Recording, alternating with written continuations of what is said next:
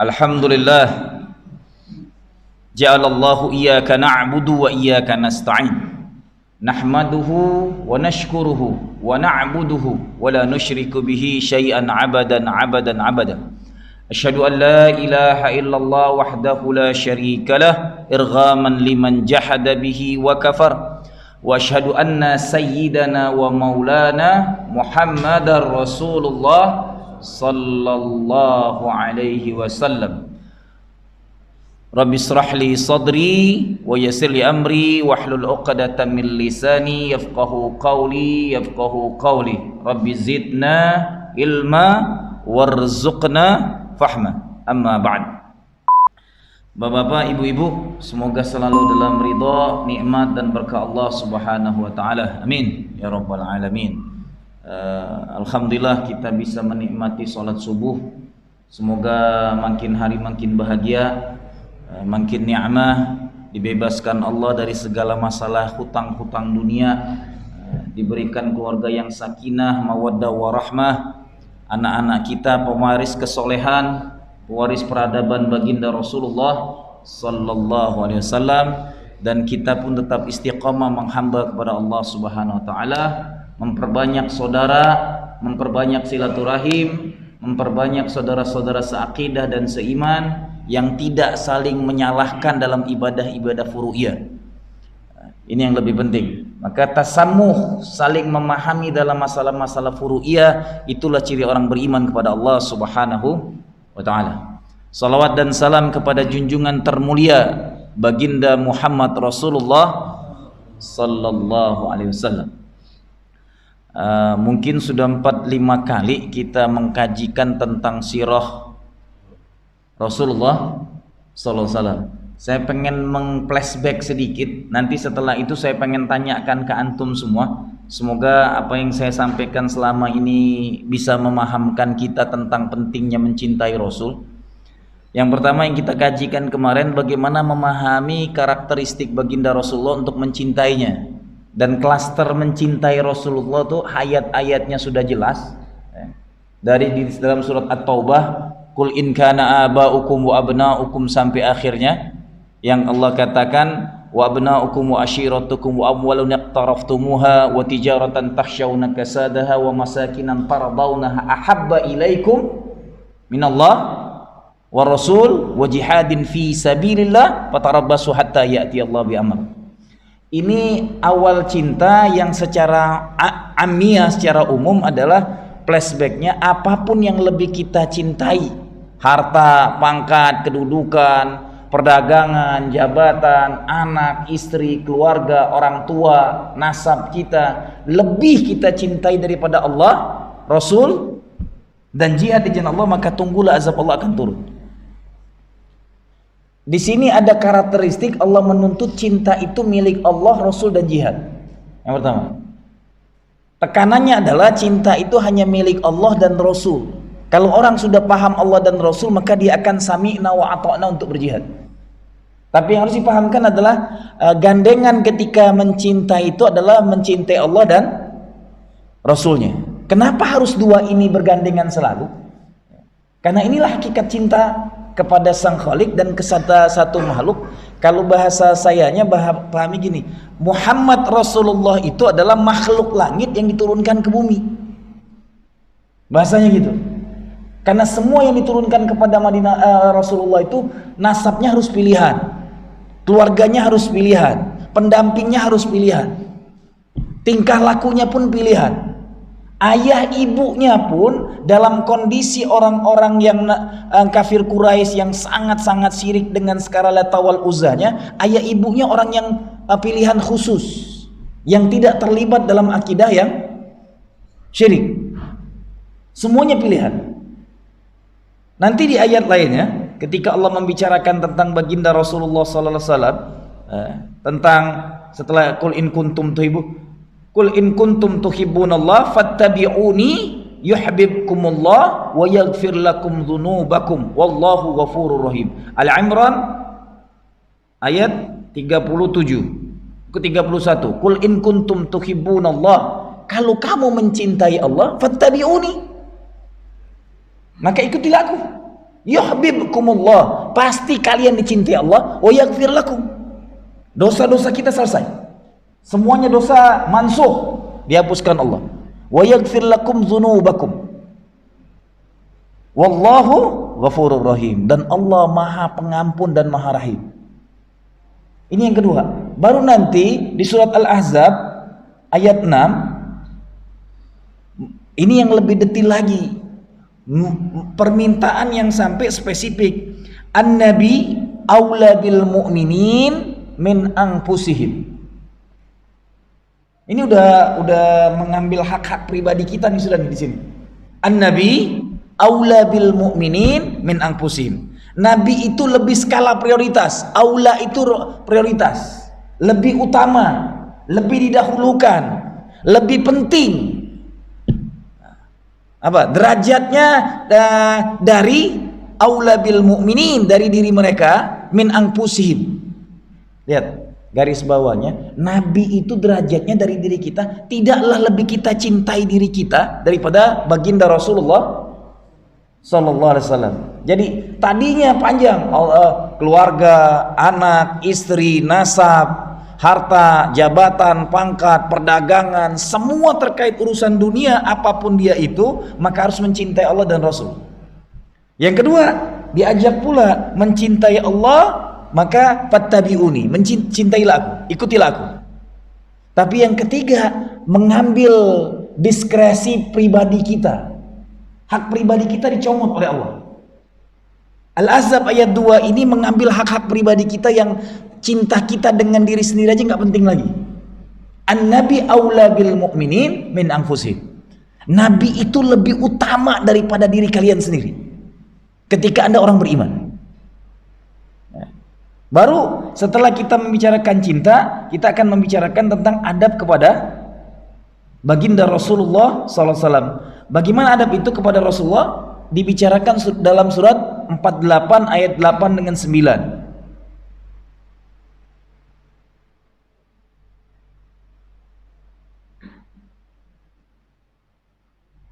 Al-Fat.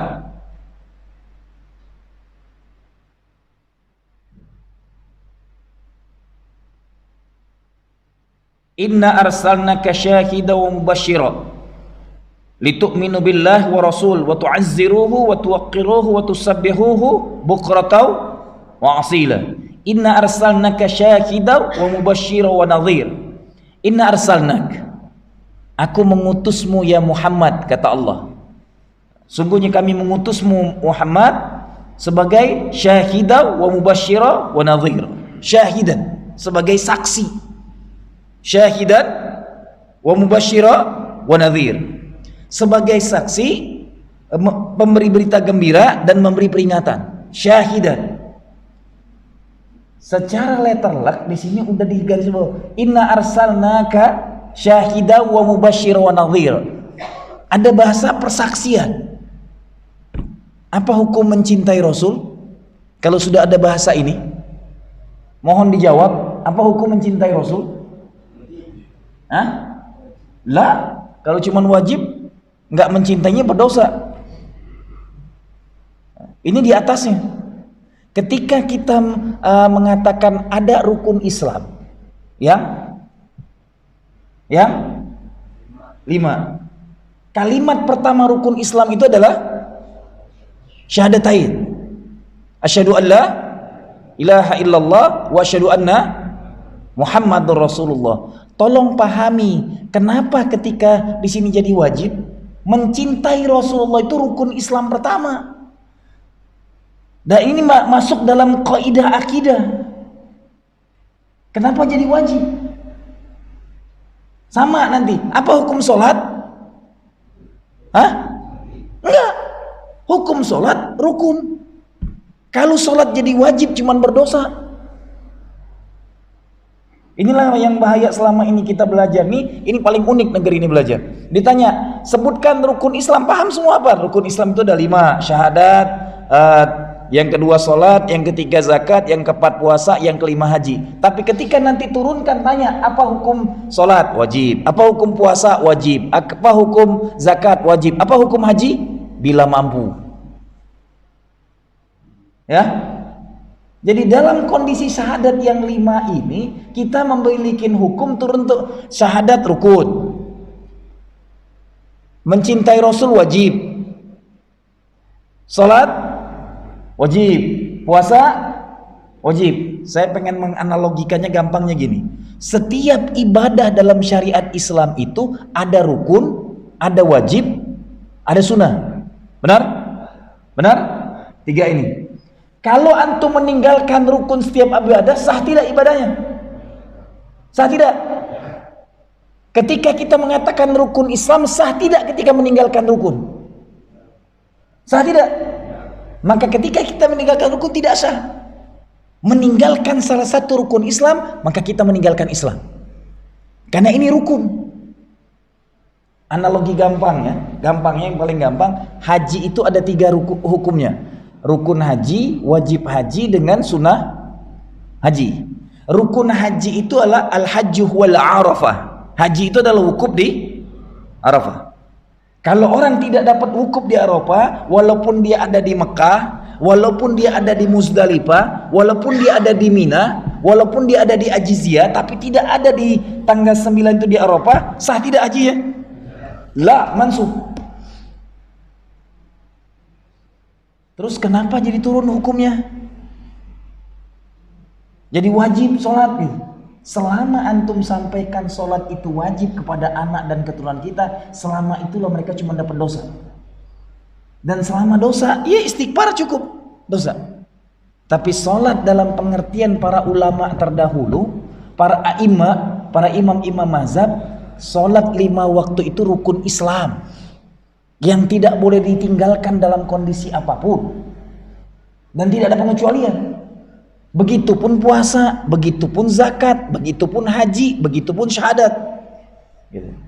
Maka kembali saya pengen memahamkan kita ke syahadat tadi. Artinya ada 2 kalimat syakral. Sah tidak Islam seseorang ketika dia cuma mengucapkan asyhadu an la ilaha illallah? Sah nggak Islam? Ya. Terus kenapa jadi turun wajib?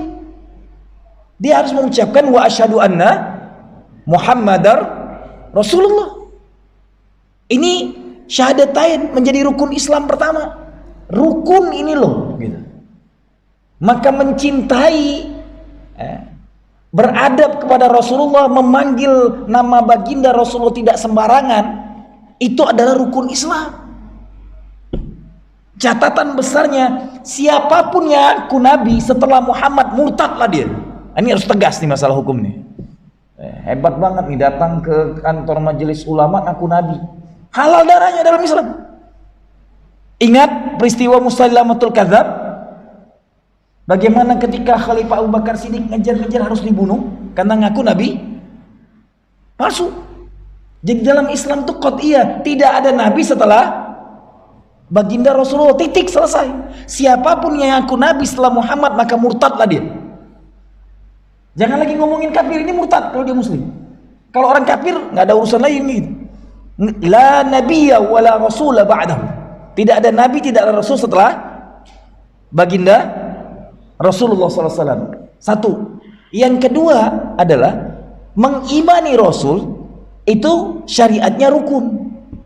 Maka yang mencaci maki, yang menghina dinakan, yang menjatuhkan martabat baginda Rasulullah, kafirlah dia dari Islam. Jelas? Maka darahnya halal mencaci maki baginda Rasulullah karena dia rukun dalam syahadat kita. Ini enggak seenak-enaknya aja nih. Ada orang caci maki Islam didiemin. Negeri ini ketika memahami akidahnya turun jadi wajib, kita cuek. Tapi antum lihat bagaimana anak di Perancis ketika Rasulullah dihina dibunuhnya. Karena ini masalah akidah. Bagaimana seorang jaksa di Pakistan mencaci maki Rasulullah, anak 18 tahun membunuhnya, ketika dia dihukum pancung dan kematian, saya bangga karena saya membela baginda Rasulullah. Ini akidah. Jadi mencintai Rasulullah, loyal totalitas kepada baginda Rasulullah, habis-habisan membela Rasulullah, itu adalah syahadatain, rukun Islam yang pertama. Belum kita bicara yang lain.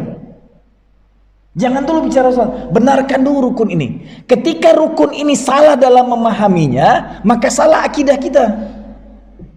Maka gampang kita menjual agama ini. Hanya urusan politik mencaci maki Rasulnya. Nauzubillah min zalik. Hanya urusan dunia, cuman masalah dikasih Indomie, dikasih finansial, dikasih uang, berubah akidahnya.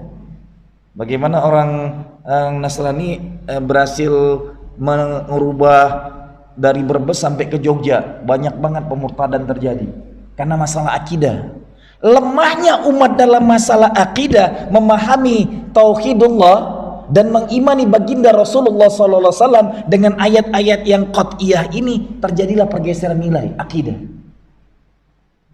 Jadi seakan-akan kalau tauhidullah itu hanya Allah Subhanahu wa ta'ala, tapi kita tinggalkan baginda Rasulullah jadi sunnah.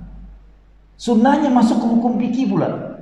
Di fikih sunnahnya dikerjakan dapat pahala, tidak dikerjakan tidak berdosa, tidak apa-apa.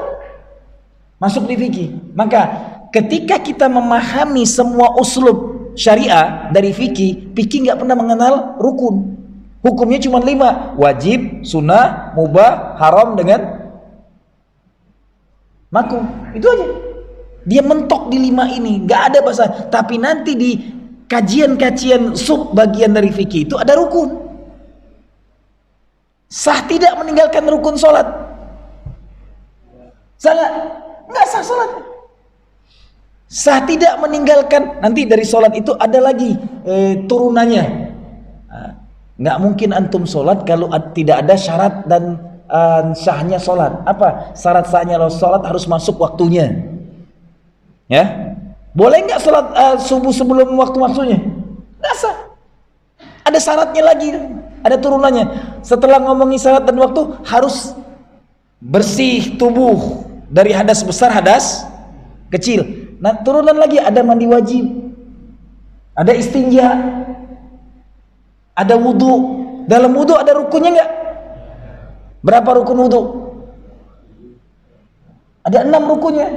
Ini pun kadang-kadang, mohon maaf, wudu saja dengan rukunnya kita banyak salah di negeri ini. Kalau wudu antum di bawah 1 menit, saya pastikan wudu kita masih belum mengambil rukun yang benar. Nauzubillah min dzalik. Ini memflashback sedikit terkait contoh. Al-Quran itu memenjarakan rukun wudu itu dalam surat Al-Maidah ayat 6. Buka. Ya ayyuhalladzina amanu idza qumtum ilas shalah faghsilu wujuhakum wa aydiyakum ilal marafiq wamsahu biru'usikum wamsah biru'usikum wa arjulakum ilal ka'bayn wa arjulakum, mohon maaf sekali, ilal ka'bayn. Nanti kita artikan ini yang banyak terjadi, mohon maaf, ketika wa arjulakum ilal ka'bayn, kaki kita cuma taruh di pancuran gini aja, didiamkan, maka tidak salah wudu antum. Selama kaki cuma ditaruh di pancuran, ngucur, didiemin kayak gini aja, 1, 2, 3, nggak sah wudu. Karena qat'iyah ayat ini ada 2 perintah dalam ayat ini. Ya ayyuhalladzina amanu, hai orang beriman, idza qumtum ilas shalah. Ini baru bicara rukun ya. Setelah niat, yang pertama dilakukan rukunnya, idza qumtum ilas shalah faghsilu wujuhakum. Ghassala yaghsilu itu mencuci. Paham? Mencuci itu harus bersih. Jadi ketika antum wudu di wajah, ngalangin banget nih. Yang ini hidup, alhamdulillah. Ketika antum wudu di wajah, maka ghusal, dibersihin, di sela-sela, diginiin. Sampai ketika jenggot, ambil air, direndam di sini. Kalau bisa dimasukkan ke dalamnya. Selama wudu cuman gini aja, wallahi wudu kita nggak sah. Karena ini rukun. Ghasal, perintah ghasal itu di 2 tempat. Faghsilu wujuhakum wa aydiyakum ilal marafiq, dan cucilah tangan kamu sampai ke marafiq. Maka kalau bahasa saya, ketika Allah perintahkan marafiq, lebih baik antum lebihkan daripada antum takut basah. Baju basah, lebih baik basah baju antum daripada basah di neraka jahanam. Jelas?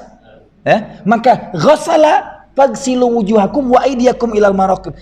Cuci juga tangan kamu sampai ke ujung sini, dicuci. Sampai di sela-sela gini. Kalau dalam teori kesehatan di rumah sakit itu nanti tangan suruh diremet-remet gini. Ini wudu harusnya kayak gitu. Karena mencuci itu sampai bersih. Wajah orang yang mencuci wudunya benar bercahaya. Karena ketika kita ambil wudu mencuci wajah, semua dosa wajah ini hapus. Bersih. Tangan kita dicuci bersih banget. Kenapa wajah dengan tangan ghusl? Karena paling banyak dosa tuh di wajah dengan di tangan keseharian gitu. Dia ghusl dicuci. Yang namanya mencuci itu harus bersih. Baru nanti perintah kedua berbeda. Setelah faghsilu wujuhakum, tolong saya ingatkan lagi, jangan cuma sampai sini. Lebihkan tangan antum sampai ke sini. Baju antum basah lebih baik daripada ujung siku ini banyak nggak kena. Nanti antum lihat ketika dikiriin masih kering sini. Lebihkan sampai ke ujung. Karena ini terkait masalah rukun. Fagsilu wujuhakum wa aydiyakum ilal marafiq. Perintah kedua, wamsahu biruusikum wa arjulakum ilal ka'bain. Baru basuhlah. Apa yang dibasuh? Kepala, bukan rambut. Orang Indonesia wudunya gini aja, cek. Ente ngapain sholat kalau cuma kayak gini doang? Wamsah, dibasuh kepala.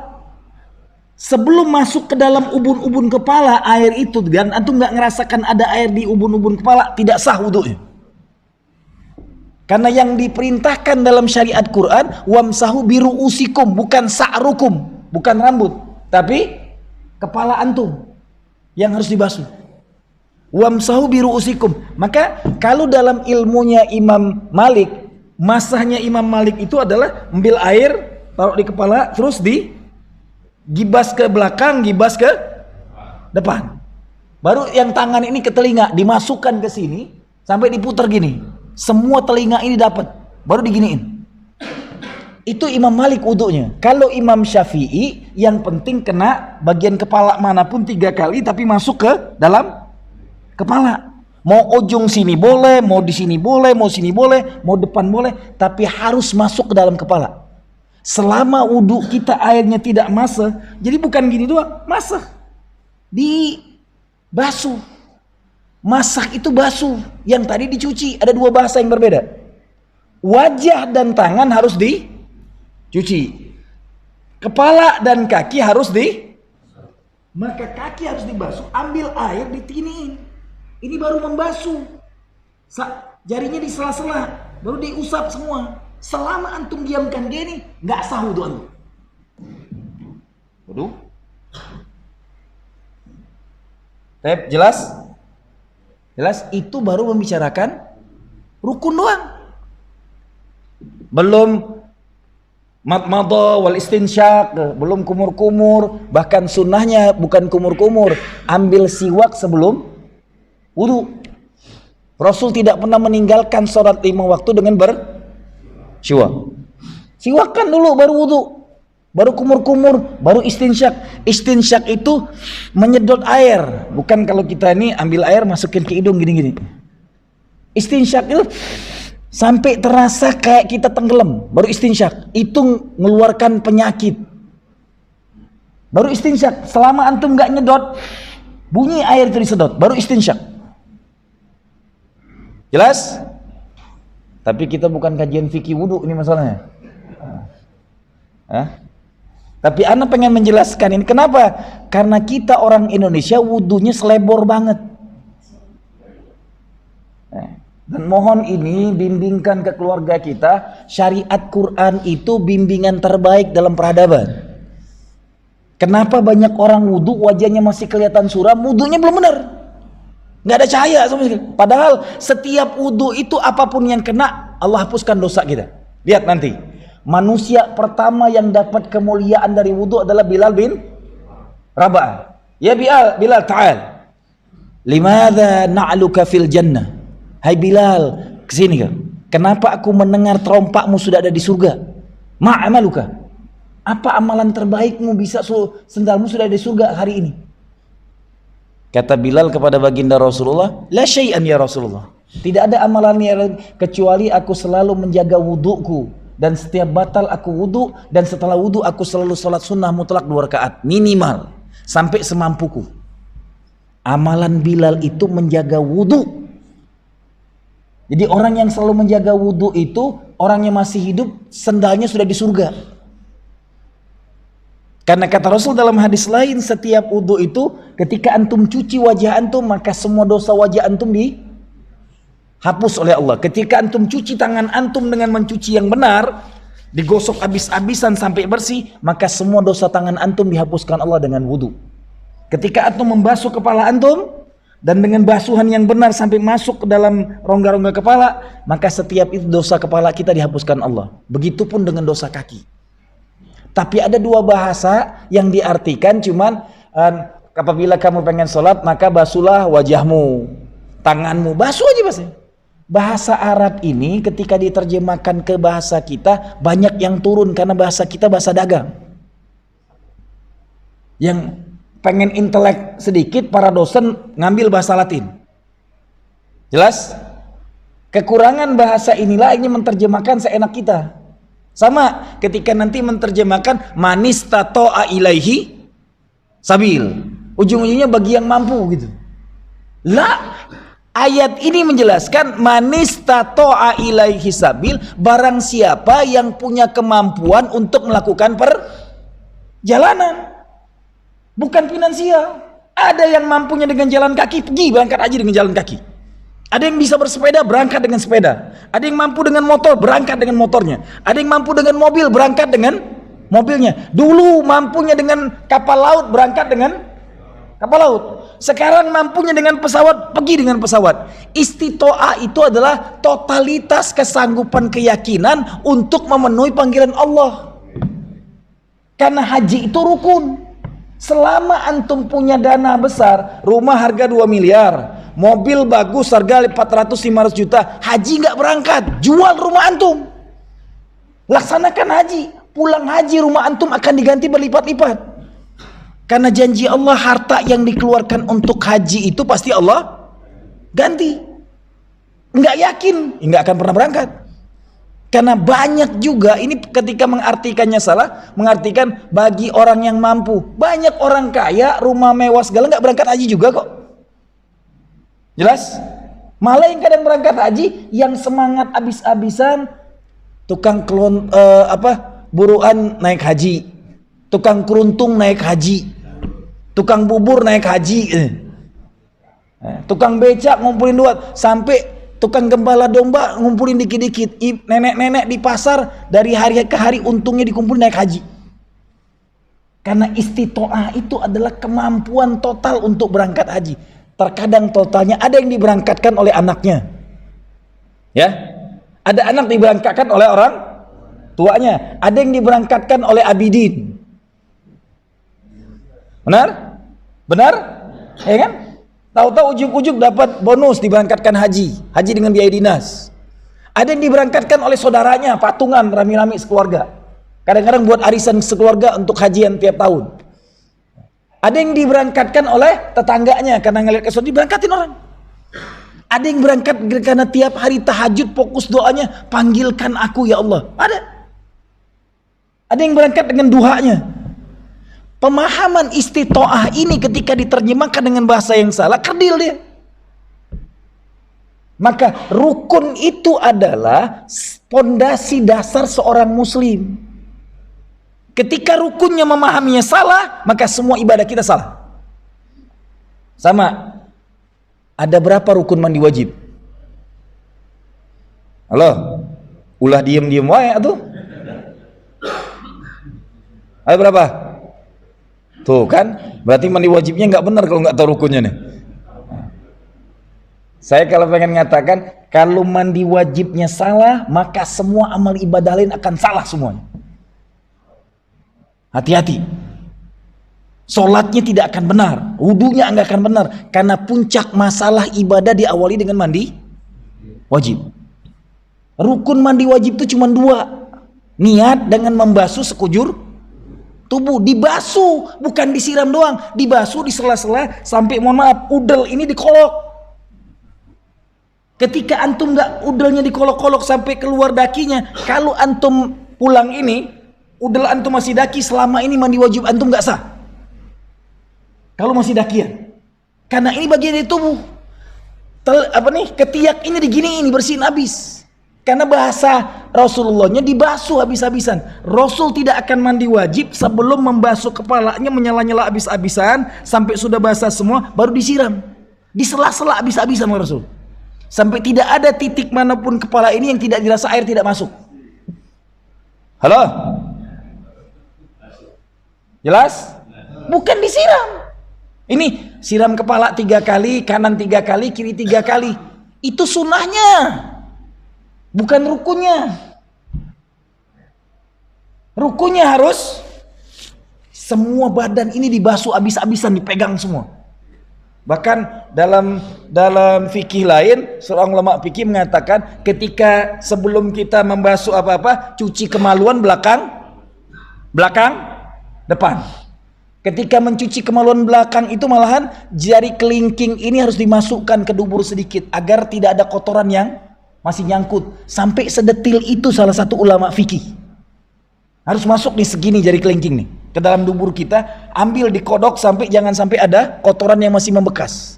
Saking detilnya ngajarkan mandi wajib.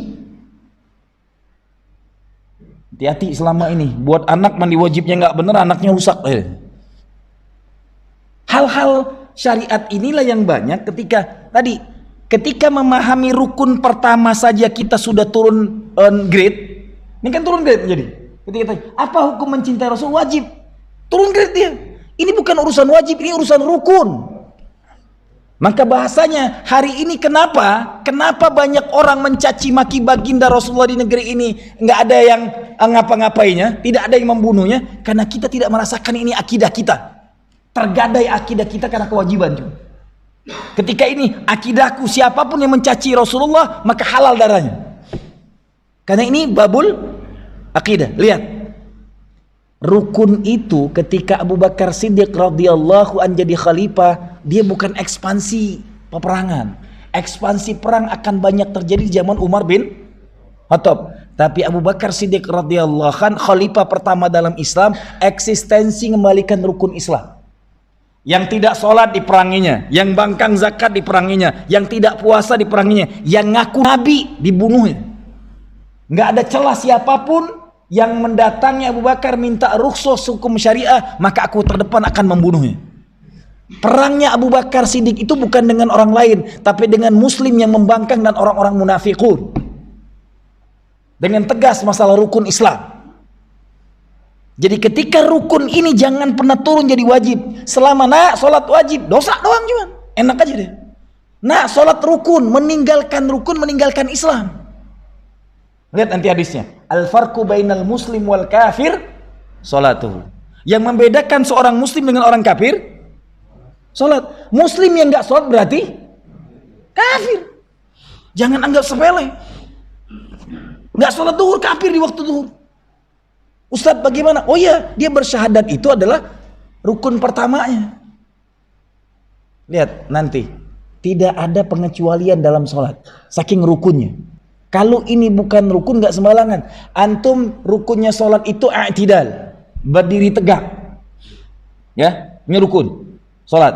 Ketika tegak berdiri nggak bisa, bolehkah sholat sambil duduk? Boleh nggak? Rukhsah. Sudah duduk, ternyata duduk udah nggak bisa lagi karena sakitnya makin parah. Bolehkah sambil tiduran? Boleh. Sudah tiduran, makin tua makin gak bisa sama sekali. Bahkan bagi orang yang sudah terbiasa sholat jamaah 5 waktu di masjid, dan dia sakit tidak mampu lagi ke masjid, semua amalan dia walaupun sholat di rumah, maka sama dengan sholat di masjid. Luar biasa penghargaan Islam bagi orang yang sudah dawam ke masjid. Selesai, sudah gak bisa lagi berdiri, gak bisa duduk, gak bisa tiduran, maka dalam kondisi syakaratul maut, laqinu mayyitakum bi kalimati la ilaha talqin. Kalimat la ilaha illallah, la ilaha illallah, la ilaha illallah. Sudah meninggal dunia, selesai. Apa? Saking rukunnya disolatin. Sholat itu nggak ada jeda waktu, nggak ada batas waktu, nggak ada batas umur. Sampai mati pun disolatin. Sudah nggak bisa sholat sama sekali. Sini mayat loh. Yang bahaya ini belum jadi mayit, sudah sholat nggak disolatin pula gitu. Nauzubillah min dzalik, dia muslim ngakunya. Rukun Islam kedua. Ketika bahasa menyampaikannya salah, hasilnya ke umat salah. Ketika kajian fikihnya cuman basuh aja, wallahi, akhirnya apa? Lihat, banyak yang sudah dewasa, sudah balik, wudhunya asal jadi, gini aja. Dan dia tidak memahami, wajah itu ini nih, wajah nih. Nih, wajah. Jadi ketika wajah di sini, nggak diselak-selak, nggak dibersihkan habis-habisan, nggak dirunutkan. Ketika antum tidak menikmati wudhu itu nggak ada hasilnya. Kita membicarakan rukun ini pondasi dasar seorang muslim, belum membicarakan yang lain. Kalau dalam hadisnya itu bunyal Islamu ala khamsin. Bangunan Islam, standar dasar bangunan Islam itu 5. Ini bangunan dasar. Syahadatu an la ilaha illallah wa anna muhammadar Rasulullah. Lihat. Syahadat an la ilaha illallah wa anna muhammadar Rasulullah. Rukun. Sekali lagi yang saya pengen, kenapa saya tidak pengen kebanyakan kita mengkaji sirah, hanya mengkaji siapa nama Muhammad, siapa keturunannya Muhammad bin Abdullah, Abdullah bin Abdul Muttalib, Abdul Muttalib bin Abdul Manaf, Abdul Manaf bin Qais bin Kilab. Terus ini yang dipahami. Kalau langsung ke sana kita tidak dapat clue aslinya. Pahami dulu, membuka sirah Rasul itu jangan cuman sirahnya, tapi sakralnya. Dia adalah rukun Islam yang pertama. Memuliakan baginda Rasulullah itu rukun Islam pertama. Kenapa? Saking excuse-nya Rasulullah itu mulia, tidak ada hari paling mulia dalam hidup kecuali hari Zikir terbaik hari Jumat adalah sholawatan kepada Nabi, nggak ada zikir lain. Saya dawam setiap hari itu zikir pagi dan petang. Hari Jumat saya zikir pagi dan petang pun saya tinggalkan. Karena apa? Hadisnya sangat kuat banget bagaimana diperintahkan untuk bersolawatan dari sejak azan maghrib malam Jumat sampai ke azan maghrib malam Sabtu. Kalimat terbaik yang keluar dari mulut orang-orang beriman adalah Allahumma sholli ala Sayyidina Muhammad wa ala ali Sayyidina Muhammad. Itulah zikirnya di hari Jumat yang terbaik. Kenapa ada hari khusus milik Rasulullah? Karena dia kekasih Allah. Maka bahasa saya, makhluk langit diturunkan ke bumi baginda Rasulullah. Barang siapa yang bermimpi dengan Rasulullah, maka dia bermimpi langsung dengan Rasul. Karena satu-satunya makhluk yang tidak bisa dijelma oleh iblis. Antum bayangin, satu-satunya makhluk di muka bumi.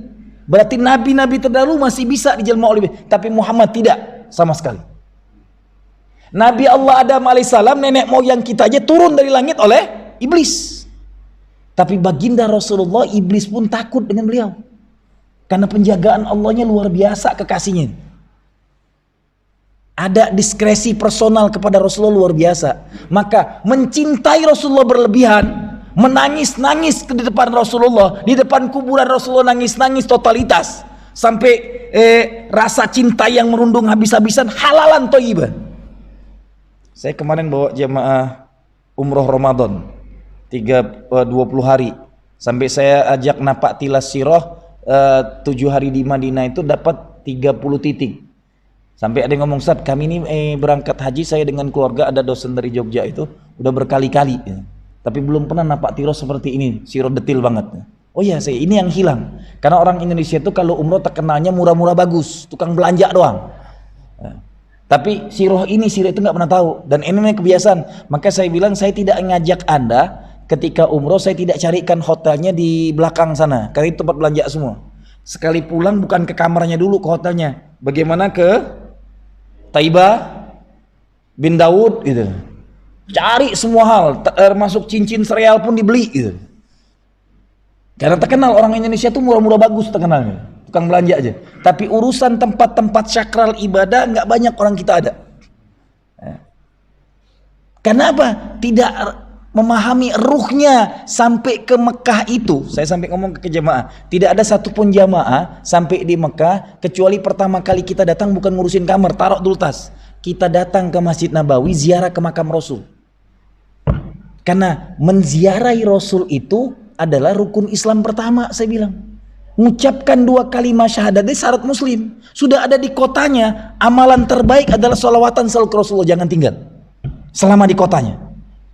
Dan setelah sholat 5 waktu, saya bilang ke jamaah, tidak ada jeda kecuali setiap sholat 5 waktu datang ba'da sholat langsung ziarah ke makam makhluk terbaik di muka bumi yang dimuliakan Allah, baginda Rasulullah sallallahu alaihi wasallam.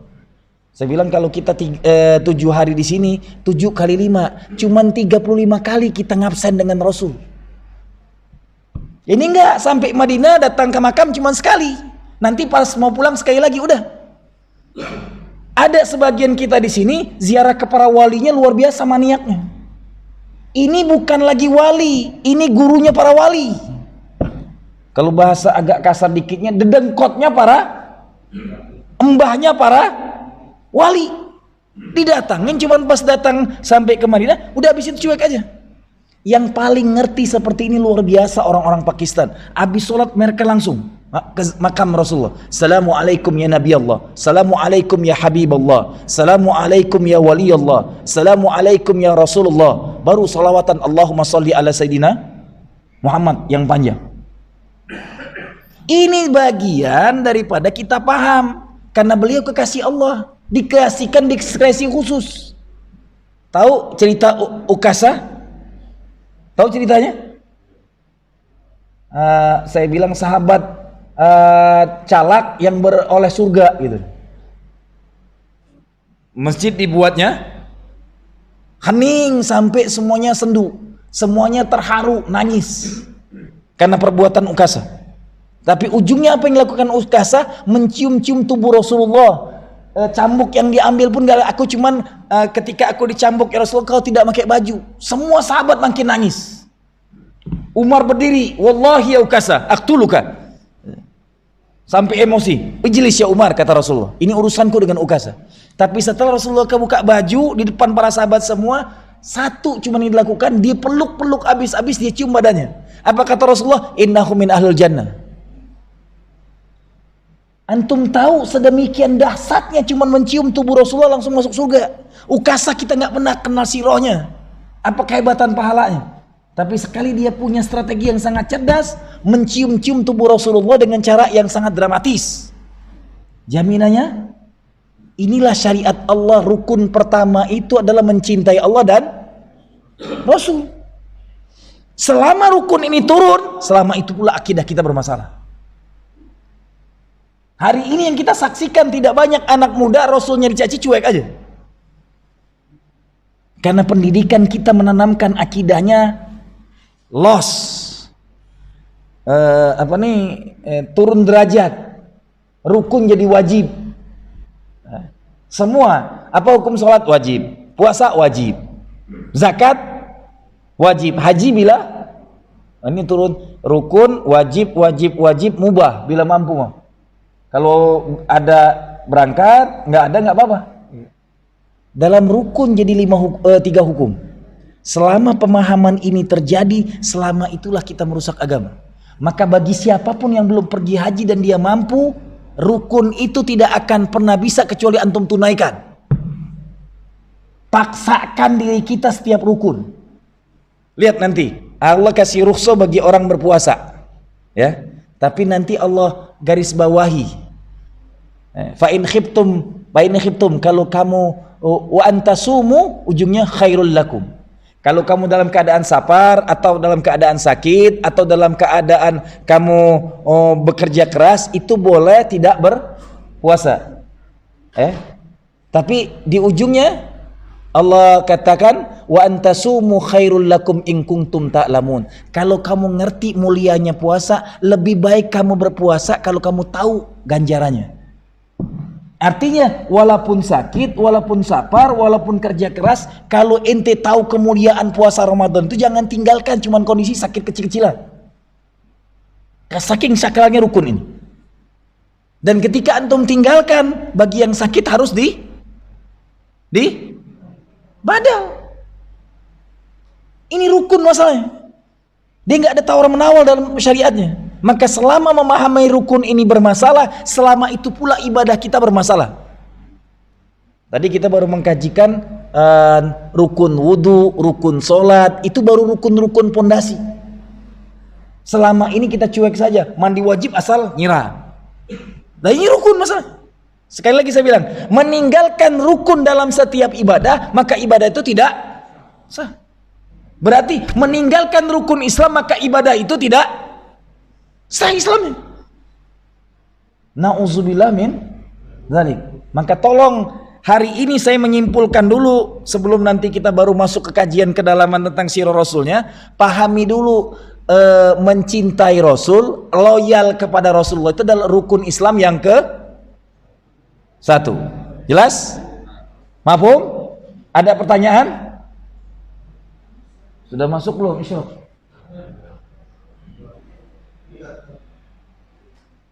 Jam 6.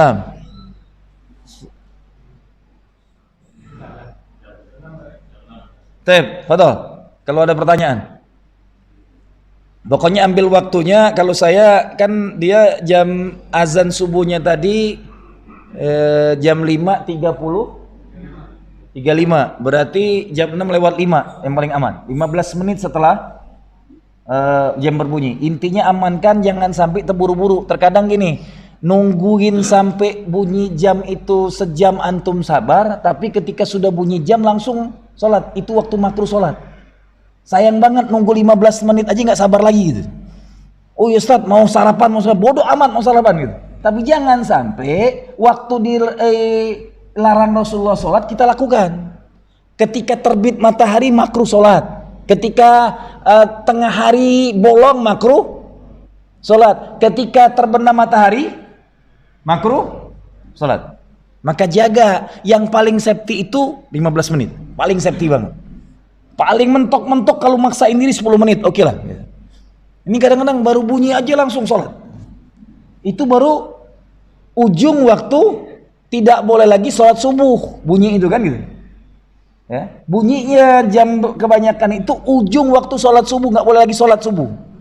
Nah, setelah sholat subuh nggak boleh, maka tidak boleh sholat lain. Setelah matahari terbit baru boleh sholat. Kalau bahasanya para ulama terdahulu tuh sholat isyraq tuh sholat duha yang diawalkan. Itu bahasa lainnya. Sholat duha yang diawalkan cukup 2 rakaat. Jantungnya sholat duha itu jam 9 jam 10. Rasulullah mengerjakan sholat duha itu 12 rakaat. Rasul. Kalau kita mah 2 aja udah alhamdulillah kan gitu. Tep, jelas? Tep, Fadol, kalau ada yang ditanyakan mau didiskusikan atau ada masukan, Fadol. Silakan Mati. Assalamualaikum warahmatullahi wabarakatuh. Waalaikumsalam warahmatullahi wabarakatuh. Kita kan baru memahami secara detail ketidakpahaman sebelumnya dalam melakukan syariat. Apakah ada kesempatan untuk meraih off ya, menghapus kesalahan tersebut dengan istighfar atau memang kasih sayang Allah, memaafkan segala kesalahan yang telah dilakukan sebelumnya? Ada lagi? Udah? Nah, Betul, Pak. Sekalian. Waalaikumsalam warahmatullahi wabarakatuh.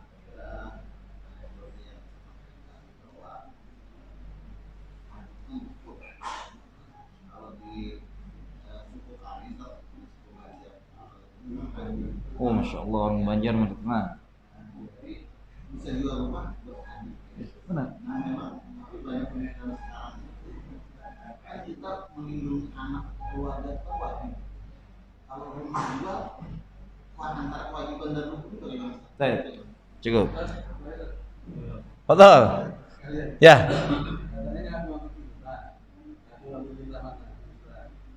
Apakah kalau kita itu mencintai zohir yang lagi atau nyontek-nyontek zohir yang lagi boleh? Contohnya? Jadi Ah. pegamis atau pakai tongkat istri Nabi Ustaz. Itu apakah wujud salah satu ceritanya atau contoh-contoh begitu? Tiga ya. Yang pertama dari Bapak, ketika kita kenalkan hari ini secara syariat Allahnya seperti itu semua rukun, apakah flashbacknya seperti apa? Itulah kan tadi syahidan itu jelas tadi. Basyirah wa nadhirah. Al ulama warasatul anbiya. Allah itu memberikan kemudahan. Setelah diterangkan seperti ini, yang penting kita sudah punya pemahaman yang sama sekarang ini. Rukun Islam itu ada 5, nggak boleh turun lagi derajatnya. Jangan pernah katakan sholat itu wajib. Jangan kenapa katakan puasa itu wajib. Jangan pernah katakan zakat itu wajib. Jangan pernah katakan haji itu wajib. Syahadat, sholat, zakat, puasa, haji adalah rukun, titik. Jangan pernah berubah lagi. Selesai. Maka sebelum ini ada yang terjadi, tubu ilallah taubatan nasuha. Astaghfirullahaladzim alladzi la ilaha illa huwal hayyul qayyum wa atubu ilaik. Aku bertaubat kepadamu ya Allah dari segala kesalahanku selama ini, dan Allah mansuhkan semuanya. Itulah nikmat Islam. Semua dimudahkan. Tapi setelah ini fikrah kita terus dibenahi. Ibadah kita yang tadi wudu nggak benar, benahi. Semua dalam ibadah itu ada rukunnya semua. Nggak ada nggak? Setiap rukun itu konsekuensinya tidak dikerjakan, rukunnya nggak sah. Apapun, maka pahami dalam ibadah ini, agama ini, kajian rukunnya dulu. Maka saya selalu apa? Mengajak kita, ketika antum undang para ustadz, jangan kajian ilmu. Kedepankan kajian rukun-rukunnya. Setelah memahami rukun, baru kajian adabnya. Selama antum kajian ilmu selalu, pasti kita akan berdebat kusir masalah ilmu. Contoh gini, mohon maaf, kemarin saya jelaskan ke jamaah manasik haji yang akan berangkat dengan saya tahun ini. Saya sampaikan gini, dalam Islam itu ada uslub fikih, ya, dalam Islam ada uslub fikih itu ada yang qat'iyah dengan ada yang mutasyabihah. Ya, ini penjelasan untuk Bapak. Jangan jidal masalah yang mutasyabih. Ya. Rukun ini tidak boleh dipahami dari sisi pemahaman harokah. Rukun ini pahami dari sisi syariat Allah. Jangan ngambil rukun dengan, oh ana ngikutin aliran ini Ustaz. Yang boleh mengikuti aliran dan mazhab itu adalah masalah fikih. Hukum rukun itu rujukannya kepada nas-nas syariat Quran. Selesai, nggak bisa ngambil pendapat perorangan. Karena dari awal kita sudah sepakat belajar dulu, rukun Islam ada 5. Meninggalkan rukun nggak sah Islamnya. Nah yang sekarang terjadi kadang-kadang urusan furu'iyah lebih hebat daripada urusan rukun. Paham? Membid'ahkan amalan seorang muslim itu masa dolin. Ketika itu bukan urusan rukun. Yang harus dipertegas, diperkeras itu membahas masalah rukun-rukun. Yang rukun-rukun gak dikejar-kejar, tapi nanti ngaji dikit-dikit seluruh amalan itu bid'ah dan bid'ah itu doa. Ini masalah furu'iyah, kenapa dibesar-besarkan? Kok rukun gak dikaji tuntas habis-habisan? Yang umat ini makin jauh. Selesai? Jelas? Tubu ilallah taubatan nasuha.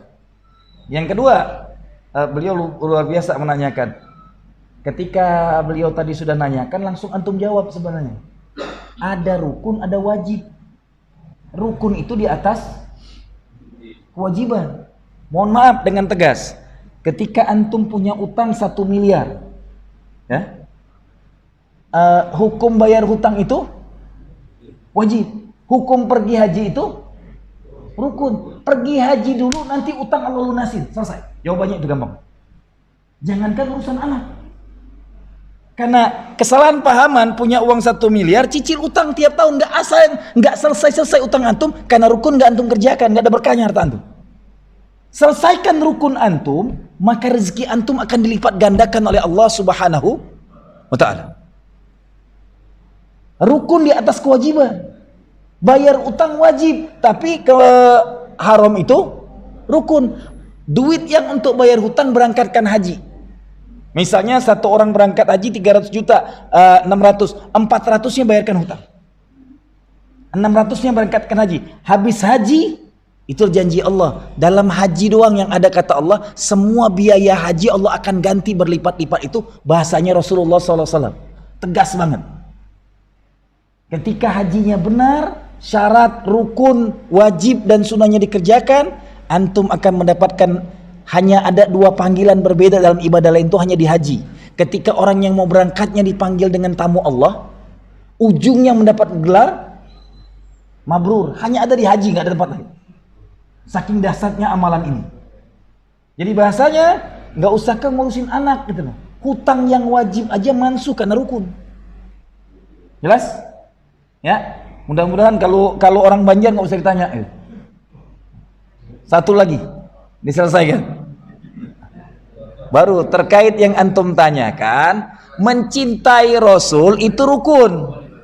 Baru mengamalkan amalan-amalan Rasulullah itu sunnah. Sunnahnya jangan dari fikih. Sunnah itu mengerjakan sunnah ittiba'ur Rasul, meninggalkan sunnah umat siapa ente?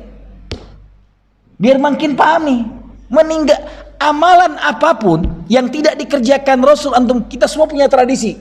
Pakai baju seenak kita, kampung kita punya tradisi. Tradisi ada apapun yang ada sekarang di dunia ini, sehebat apapun tradisi itu, selagi tidak merujuk kepada amal Rasulullah, maka tidak ada syafaatnya. Selesai. Jelas? Banyak macam-macam tradisi. Antum tiap hari misalnya biasa baca Quran, tradisi anak. Kalau anak nggak baca Quran pagi itu ada yang hilang. Oh silakan tradisi itu. Tapi ketika tradisi itu bukan amalan Rasulullah, maka tidak ada syafaatnya.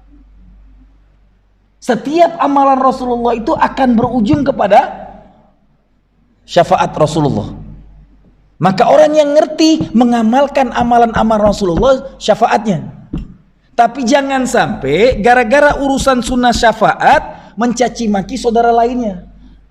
Ada rukun, ada kewajiban. Kewajiban seorang muslim kepada muslim yang lain itu adalah memuliakannya. Innamal mu'minuna ikhwah. Menyakiti hati seorang muslim dengan mengatakan ente ahli bid'ah misalnya, maka dia berbuat haram karena muslim itu bersaudara. Sunnah itu dibawa kewajiban, paham?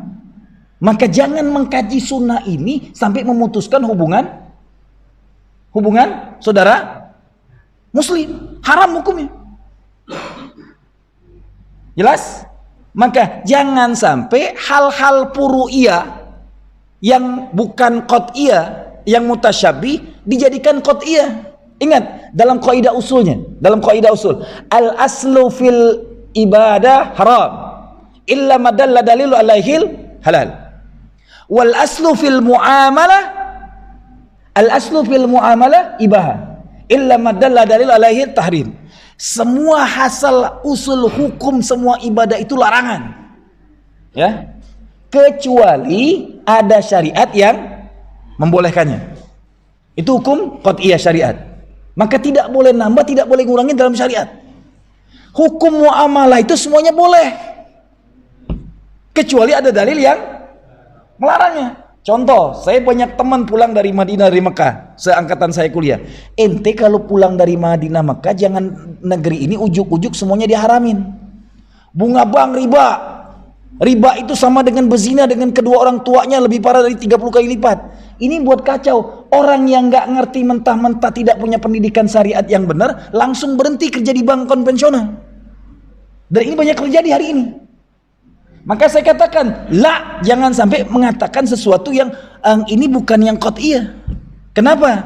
Ketika ente dapat ilmu inti di Mekah Madinah, mereka sudah bersyariat Islam. Nggak ada bank konvensional di sana sama sekali. Semua banknya bank syariah, negerinya bersyariat. Lah di negeri ini bank syariahnya saja, induk banknya aja bank BI konvensional. Bank syariah di bawah bank riba. Terus kita haramkan, semuanya haram. Lebih haram lagi hukum fikihnya, antum sampaikan dia berhenti nggak kerja sama sekali, nggak ada kerjaan, nggak bisa ngasih makan anak bini, haram lagi kenanya. Laki-laki tidak bekerja sama sekali, ongkang-ongkang di rumah tanpa kerjaan, dosa. Keluar rumah, melangkahkan kaki pertama dari rumah untuk mencari nafkah, semua dosa antum dihapuskan Allah. Karena perintah syariatnya laki-laki itu nyari nafkah. Maka berdosa seorang laki-laki ketika rumah ongkang-ongkang bininya disuruh kerja gitu. Halo? Ini yang harus dipertegas. Laki-laki yang tidak bekerja hanya memanfaatkan bininya yang kerja saja, hukumnya dosa. Bini itu cuma bantu.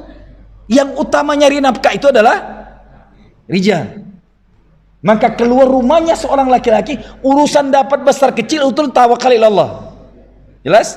Tapi mencari nafkah itu rukunnya kepada perintahnya kepada laki-laki. Maka saya pengen mengatakan, kalau sebelum antum dapat kerjaan yang benar, pengganti bank konvensional, jangan berhenti dulu. Gaji antum halal karena keringat antum. Yang haram itu bonus-bonus bank konvensionalnya. Tapi selama kerja di bank konvensional, jangan berhenti dulu sebelum ada ganti yang lebih syar'inya. Udah berusaha, Ustaz, saya ngelamar semua bank syariah, udah lamar, saya belum dapat, tawakal ilallah. Karena udah berusaha. Yang Allah hargai itu usaha antumnya. Berhenti tidak bekerja sama sekali lebih berdosa. Jelas? Mafhum? Agar tidak masalah uslub-uslub fikih yang sangat elastis dalam Islam tidak dijadikan sesuatu yang qat'iyah. Paham? Karena kita banyak sekarang ini kajian-kajian fikih jadi kajian qat'iyah. Nauzubillah min dzalik. Wallahu a'lam bissawab. Fadhal.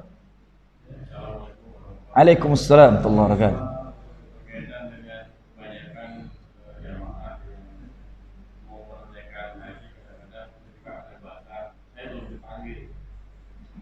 Kaitannya mereka itu mampu di suatu masa. Nah, itu menurut pandangan kita bagaimana, Ustaz? Mereka yang menjawab, saya belum dipanggil, maksudnya dipanggil apa? Saya bingung, Mas, Ustaz. Karena kan setiap manusia itu dari lahir dipanggil kan. Gampang syariatnya gini, ini yang kadang-kadang kita pun tidak dipahamkan. Kalau saya membimbingkan ini jamaah saya 8 kali pertemuan manasik intens, Sabtu Ahad. Yang mau hadir silakan ke kantor saya di Tol Boulevard. Yang tidak pergi haji pun mau dapatkan ilmunya silakan. Karena saya ketika membimbingkan manasik hajinya tidak hanya mengenalkan hajinya saja, tapi menuntaskan rukunnya dulu. Pahamkan rukun Islam ini ada 5, baru jelaskan tentang totalitas tentang apa saja ibadah-ibadah haji yang harus dijaga dengan syakral. Ini baru pertemuan sore ini pertemuan keempat. Kemarin pertemuan ketiga. Baru masuk bab solat kita kajikan dengan detailnya. Semua kaifiatus solat dan rukun-rukun, termasuk tadi rukun wudu, rukun mandi wajib dan segalanya. Yang antum tanyakan, ketika orang mengatakan saya belum dipanggil, dalam miqat itu ada 2. Miqat zamani dengan miqat makani. Miqat makani itu ketika antum mau berangkat haji. Titik miqat itu ada 7. Yalamlam, Qarnul Nazil, Hudaybiyah, Tan'im, kemudian Ji'rona, Bir Ali, gitu. Ada 7 tempat. Itulah miqat makani. Miqat zamani itu sejak baligh, maka setiap kita sudah harus miqat meniatkan untuk pergi, karena dia rukun. Yang hilang hari ini adalah memahami miqat zamaninya. Setiap muslim sudah balik, dia harus berniat untuk pergi haji. Saya bersyukur ketika saya memahami rukun ini dapatnya di pesantren dengan ilmu yang benar. Maka ketika saya di pesantren 16 tahun, doa saya, ya Allah berangkatkan saya haji secepatnya yang kau bisa lakukan. Alhamdulillah saya berangkat umur 26 tahun. 2001 saya sudah berangkat haji. Karena miqat zamaninya sudah dilakukan ketika umur 16 tahun saat saya balik. Maka ajarkan ke anak-anak kita yang sudah balik sekarang, nah, miqat makani sudah berlaku. Miqat zamaninya sudah berlaku. Zaman itu kapanpun, niatkan terus. Ya Allah, aku pengen berangkat tahun depan. Ketika antum ghirohnya besar, akan ada ribuan cara Allah memberangkatkan antum yang nggak pernah masuk akal. Jelas? Jadi masalah panggilan itu adalah ketika sudah sampai di sana, sudah mulai miqat makani, selesai kita di Qarnul Manazil atau di Yalamlam kalau sini, atau ketika kita ke Madinah di Bir Ali. Disitulah mulai panggilan Allah berlaku. Labbaik Allahumma. Baru dipanggil di sana.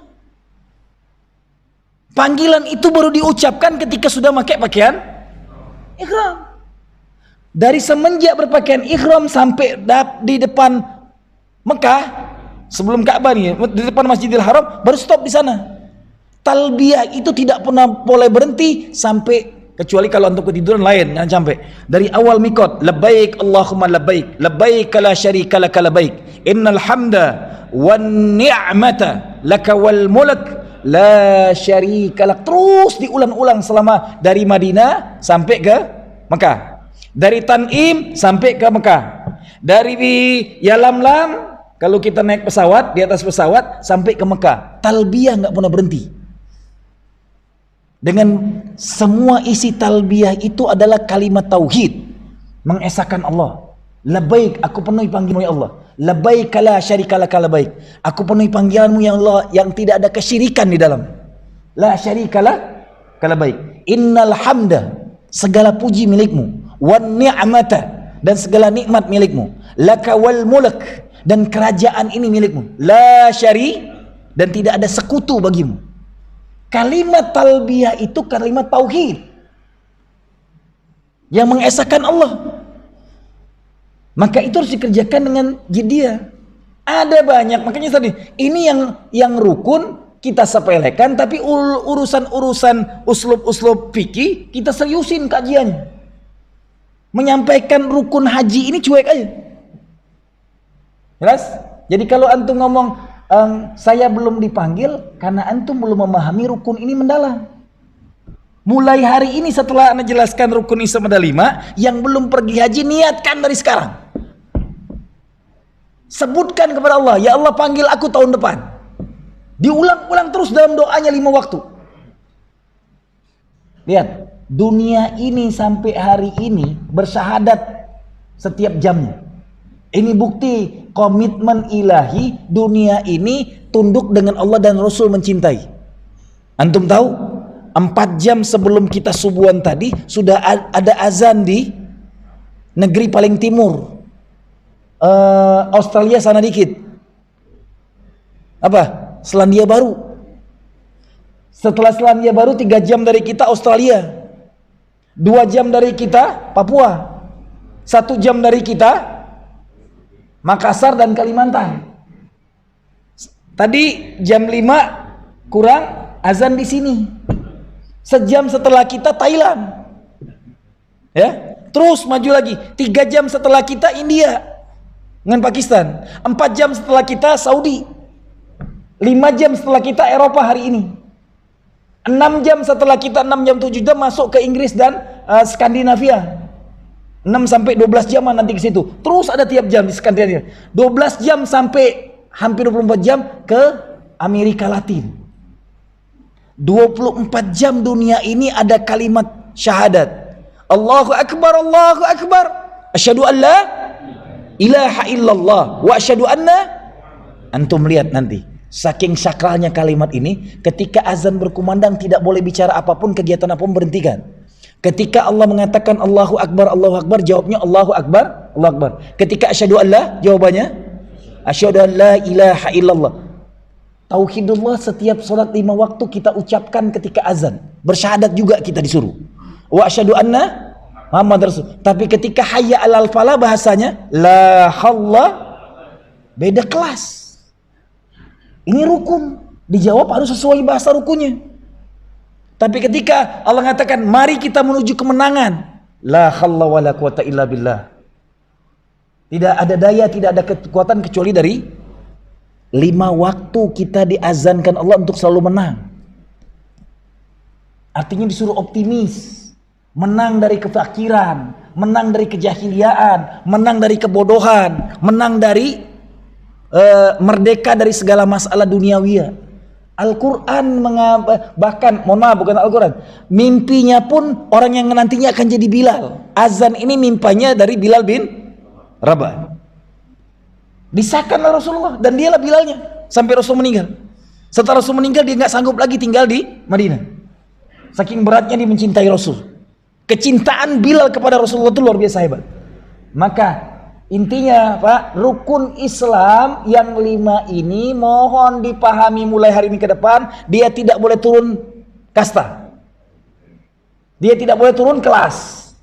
Dia tidak boleh jadi wajib, tambah lagi istitoah tadi, yang mampu saja. Tapi rukun itu adalah keyakinan antum untuk melaksanakannya dengan maksimal. Rukun itu yang penting dikerjakan. Jelas? Sholat mau di rumah mau dimanapun kerjakannya rukunnya. Baru ke masjid itu kewajiban. Jelas? Paham? Wallahu a'lam bishawab. 6:30 masalahnya, udah kelebihan jauh. Cukup? Jelas? Tuntas? Selesai kita mengkaji tentang Rasulullah sebagai rukun? Nah, baru nanti bulan depan kita kajikan tentang sirah Rasulnya. Karena saya tidak pengen mengkajikan sirah tapi kita belum dapat clue kunci aslinya. Temukan dulu kuncinya, baru kita akan loyalitas total kepada baginda Rasulullah. Subhanakallahumma wa bihamdika asyhadu an la ilaha illa anta wa astaghfiruka wa atubu ilaik. Semoga kita selalu dalam hidayah Allah Subhanahu wa taala. Billahi taufiq wal hidayah war ridha wal inayah. Assalamualaikum warahmatullahi wabarakatuh.